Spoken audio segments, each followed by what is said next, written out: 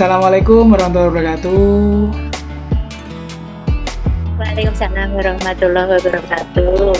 Nggih, terima kasih Bu Sri Astuti selaku Kepala Sekolah di mana tempat saya mengajar sudah bersedia meluangkan waktu untuk wawancara terkait identifikasi masalah yang sedang saya hadapi.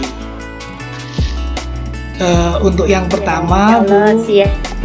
Nggih, untuk yang pertama Bu, ada beberapa masalah yang saya hadapi Bu. Untuk yang pertama yaitu di kelas saya Bu, ada beberapa siswa yang mengalami kesulitan belajar dan kurang aktif dalam pembelajaran. Menurut Ibu Bu, selaku kepala sekolah saya, apa yang menjadi penyebab hal tersebut Bu? Ya. Terima kasih Pak Budi. Ini menurut saya ya sebagai orang tua mungkin ada beberapa hal yang perlu diperhatikan oleh Pak Budi. Barangkali penyebab anak kesulitan belajar dari beberapa siswa panjenengan itu mungkin mereka memang berkebutuhan khusus sehingga perlu penanganan khusus seperti itu. Mungkin juga pembelajarannya kurang sesuai dengan karakteristik mereka sehingga mereka mengalami kesulitan belajar. Bisa juga apa yang disampaikan kurang menarik perhatian siswa sehingga mereka mengalami kesulitan belajar. Mungkin seperti itu Pak Budi pengalaman yang bisa saya ambil. Semoga menjadi motivasi ke depan untuk panjenengan. Iya Bu, terima kasih atas sarannya Bu. Kemudian terkait masalah yang kedua Bu, di kelas saya Bu yang saya ajar itu masih ditemukan minat baca siswa yang rendah. Nah, di sini menurut Ibu selaku kepala sekolah saya, apa yang menjadi penyebab hal tersebut Bu? Ya, itu juga ada beberapa yang perlu kita perhatikan sehingga minat baca anak bisa menjadi lebih bagus, lebih tinggi, lebih meningkat, tidak rendah lagi. Mungkin yang perlu diperhatikan ini Pak Budi, mungkin loh ya. Salah satunya mungkin siswa kita itu memang kurang kesadaran. Jadi dari dalam diri siswa yang kurang kesadaran untuk punya minat baca. Yang kedua mungkin panjenengan selaku guru mungkin mohon maaf loh ya kurang ada himbauan kepada siswa. Jadi ini yang mungkin loh ya, saya tidak mengklaim jenengan tidak, tapi himbauan kepada siswa itu hendaknya benar-benar siswa bisa punya minat baca. Bagaimana himbauan gurunya?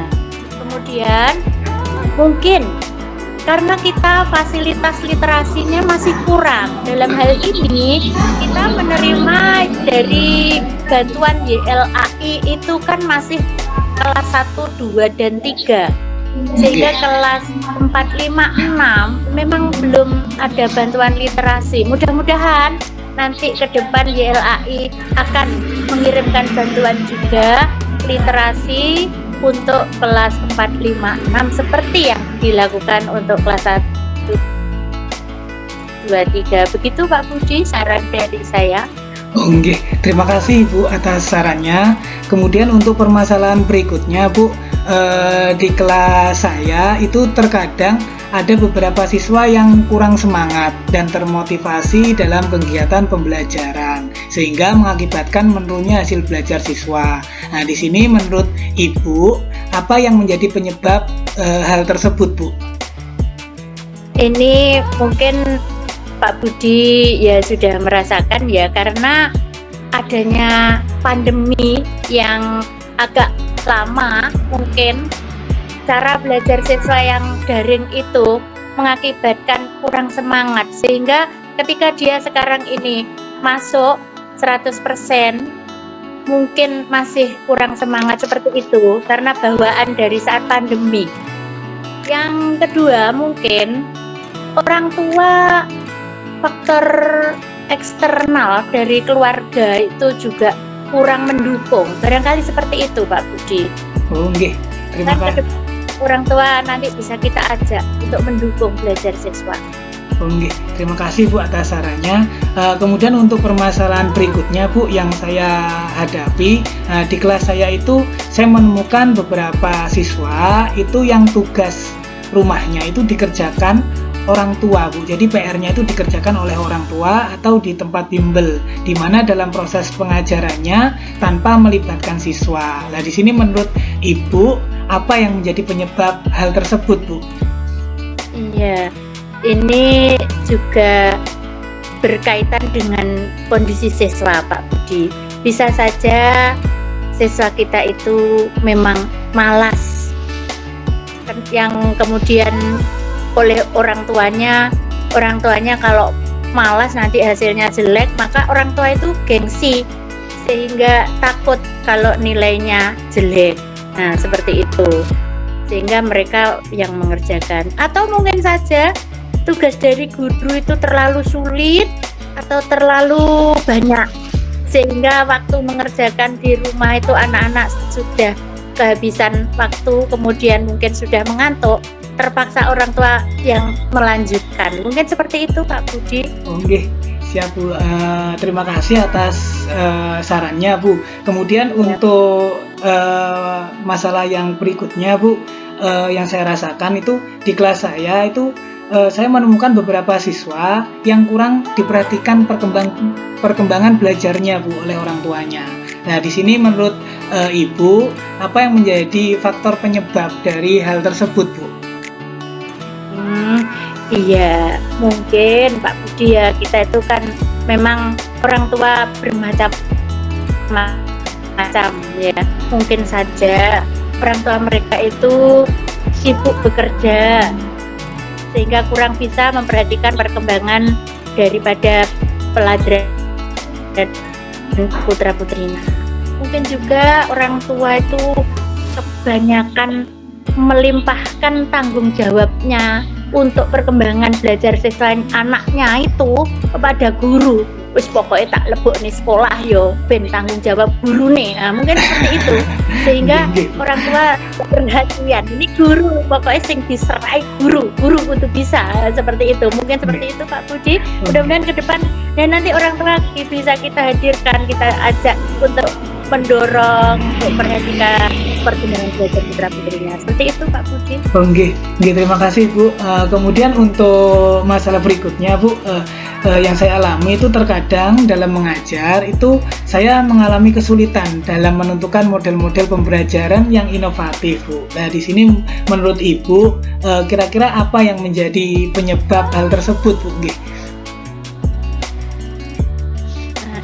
Masalah inovatif dalam model pembelajaran ini saya kira Pak Budi ketika kuliah sudah banyak tentang model ya Pak Budi. Gitu. Namun demikian teori-teori itu mungkin belum dipraktekkan sehingga butuh keterampilan ketika mempraktekkannya dari semua teori-teori itu. Untuk itu referensi yang sudah dipahami Pak Budi seharusnya diamalkan, dilaksanakan, gitu Pak Budi ya.